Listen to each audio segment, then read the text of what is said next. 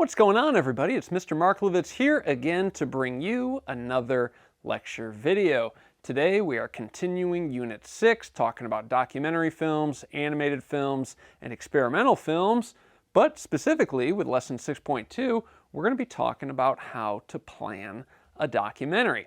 Now, the first step I didn't put on here simply because I didn't have room, but it's probably the most important, is to choose a subject, all right? A subject that obviously wants to participate in your documentary, and the subject that will be interesting enough for your audience. Because again, the goal here is that you want your film to be seen, you want to have an audience, and the best way to find an audience is to have an interesting subject. This whole thing has turned into a theatrical mockery. You understand that, Mike? No?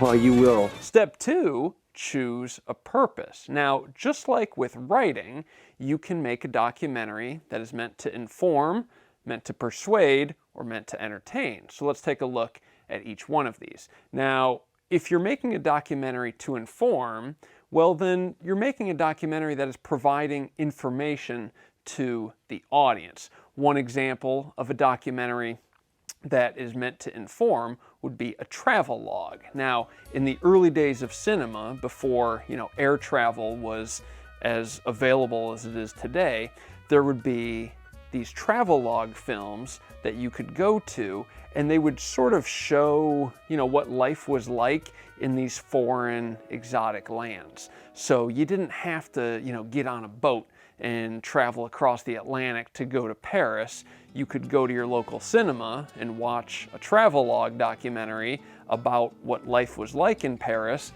and sort of get that experience. There are also persuasive documentaries, okay? Documentaries that are meant to convince the audience of, some sort of agenda or some sort of an opinion. And the most extreme type of persuasive documentary is a propaganda film. These films are deliberately misleading, and they're most commonly used to promote various religious, political, and cultural agendas. When Americans were engaged in, the various world wars of the early parts of the 20th century, America released a lot of propaganda films in order to, get the audience to invest in war bonds or whatever. And when Joseph Goebbels, chief propagandist of the Nazi Party, needed to convince Germans that their nation, which had been ravaged by the devastating effects of World War I, should embrace the leadership of their new authoritarian dictator, he called upon filmmaker Leni Riefenstahl to produce The Triumph of the Will, certainly the most well-known propaganda film and arguably the most controversial film ever made, as it showcased the power of National Socialism and ultimately led to the atrocities of the German Reich. And of course, you can have documentaries that are meant to be entertained or to be enjoyed by the audience. For example, concert documentaries, like The Talking Heads' Stop Making Sense. This is a wonderful concert doc that, even if you don't like the Talking Heads, it's hard to watch this film without being at least mildly entertained. And you look at David Byrne and you look at the band in these clips, and it just looks like they're having so much fun. So after you've chosen your subject and you chose your purpose, you can start to consider your viewpoint, okay? Do you want to take an objective viewpoint, an unbiased observation, okay, a fly-on-the-wall approach to filmmaking? Or do you want to take a more subjective viewpoint, a more biased personal observation, okay?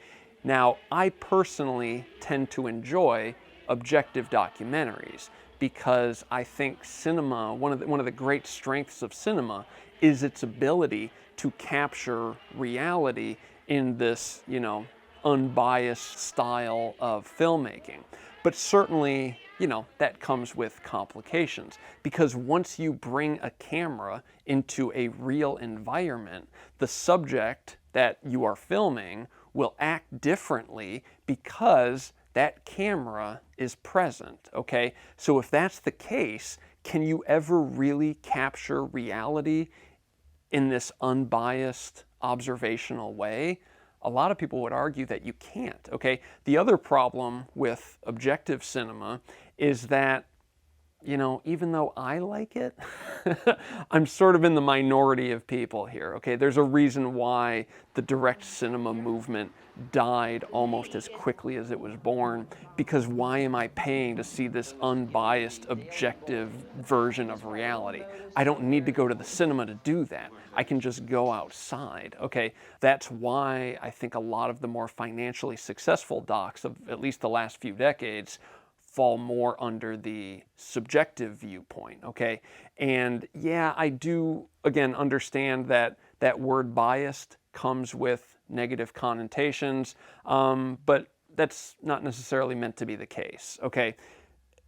Anytime that you are putting in, you know, your personal opinions in, you know, whatever it is, writing, or in this case, a documentary, you are going to bring your biases into that, okay? Now, certainly, some of those opinions can be, you know, a little bit more dangerous for the public welfare than others, but for the most part, you know, let's say you're making a documentary about, I don't know, your favorite place to eat dinner, okay? You know, that's still your opinion. Your opinion is still going to be biased because, you know, it's you, okay? And then finally, you are going to choose a type. Now, I've sort of already talked about these, but an observational documentary, or, you know, what we consider direct cinema, or, you know, cinema verite, is going to lean more on that objective side, okay? You're capturing, again, this unbiased version of reality. Travelogues would be a great example of observational cinema. Pennybaker's Don't Look Back, where we're following around Bob Dylan as he's performing in London for a few days early in his career, and we get to just sort of be there for the ride, okay? There's no interviews, there's no voiceover. We're just a fly on the wall hanging out with Bob Dylan, and I love that film. Well, you can ask your first question. You can ask your first question. Go ahead, have you got a question to ask? Come on. You haven't got any question? Well, I think somebody's calling for you. And then there are expository documentaries. These are probably the most common. This is sort of the model that I was explaining in lesson 6.1. You have interviews with all of these different people. You have a voiceover. You've got B-roll. You've got this nat sound, okay?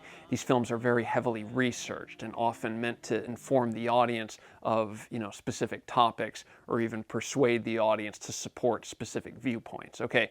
And then there are participatory documentaries, where the filmmaker is the subject, okay? The filmmaker is going around on camera and being part of the story, okay? Morgan Spurlock and Michael Moore, two very famous documentarians, have built their entire careers out of being in front of the camera, you know, investigating these different stories. Morgan Spurlock seeing if he can eat McDonald's for 30 days straight. Michael Moore trying to figure out who's responsible for why Flint, Michigan sucks, okay?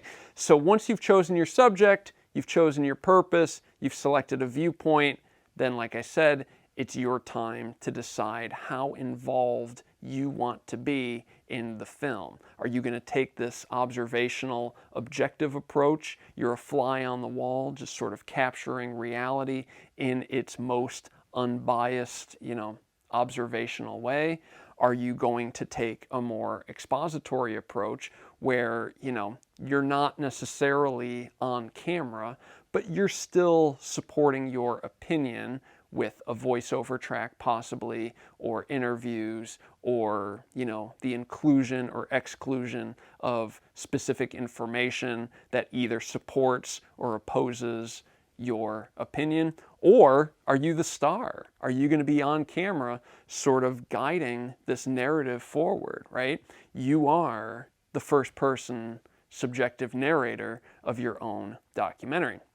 It's up to you, all right? So, yeah, have some fun, and be sure to invite me to your big premiere whenever that might be, okay?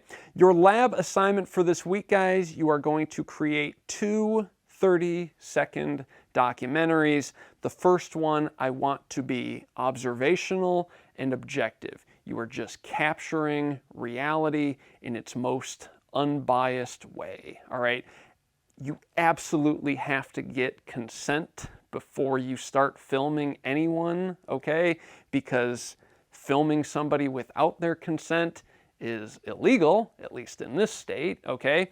And the second documentary is going to be participatory and subjective, okay? So you have an opinion about something, your favorite band, your favorite fast food chain, I don't know what it is, but you have an opinion about something, and now you're on camera talking about why you enjoy that particular thing, okay? Treat it more like, I don't know, a vid blog. Kids, you love your vid blogs, right? Make a vid blog about why you love this specific thing, all right? And then this week, guys, we are going to watch Hoop Dreams from 1994. This is a wonderful documentary about two boys from the inner city of Chicago who are incoming freshmen that get recruited by a suburban Catholic school to come play basketball. And it is just a wonderful film that I think you guys are really going to enjoy. Even if you don't like basketball or you don't like sports, don't worry, all right? This movie really isn't about basketball. I mean, it is, all right? But basketball is just sort of the catalyst that holds everything else together. This is a movie about, you know, social justice. This is a movie about the education system. This is a movie about the importance of family, okay? This is a movie about socioeconomics and all of the different things that sort of make life very difficult for some people in this country, okay? And again, basketball is just sort of the thing that ties it all together. So I really think you guys are going to enjoy this one. I'm excited to share it with you. And yeah, I think we'll have some fun with it. Anyway, guys, I hope you learned something today. Email me if you have any questions or talk to me in class. And as always, thank you for watching. See you later. Bye.